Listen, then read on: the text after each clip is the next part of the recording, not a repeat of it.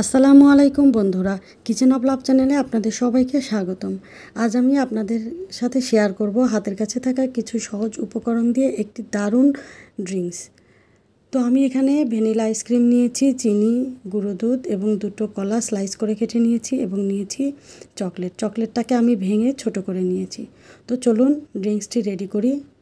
আজ আমার হাতের কাছে লিকুইড ঠান্ডা দুধটি ছিল না, তাই আমি এখানে 1 গ্লাস ঠান্ডা পানি দিয়ে নিয়েছি এবং বাকি যত উপকরণ দেখিয়েছি সবগুলো এখন আমি মিক্সিতে দিয়ে নেব।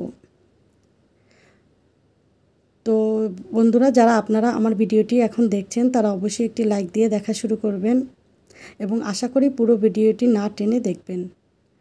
তো আজকে কলাটা কালো হয়ে যাওয়ার কারণ হচ্ছে আমি আমার ছেলেকে কলা খেতে দিয়েছিলাম, সে না খেয়ে এটাকে স্লাইস করে কেটে অনেকক্ষণ রেখে দিয়েছিল। পরে গিয়ে দেখি এটা কালো হয়ে গিয়েছে। তারপরে আমি চিন্তা করলাম যে আমি একটি মিল্কশেক রেডি করি, যেহেতু সে খেতে চাইছে না, এভাবে করে দিলে তার অনেক পছন্দ হয় এবং সে ভালো খায়।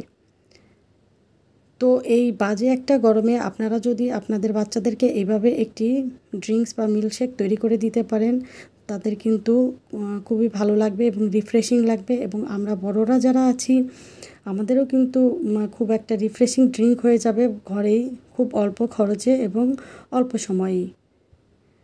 যাদের বাচ্চারা কলা খেতে চায় না তারা কিন্তু কলা দিয়ে এরকম সুন্দর একটি ড্রিঙ্কস তৈরি করে নিতে পারেন। তা আমি এটাকে এখন 4 থেকে 5 বার অল্প অল্প করে মিক্স করে নিয়েছি।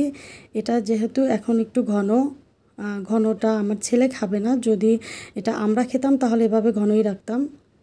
তো আমি এখানে অল্প ঠান্ডা পানি দিয়ে নিয়েছি এবং দিয়ে দিচ্ছি অল্প কিছু আইস কিউব। ঠান্ডা পানি এবং আইস কিউব দেওয়ার পরে এটাকে আমি আবার অল্প অল্প করে 2-3 বার মিক্স করে নিব।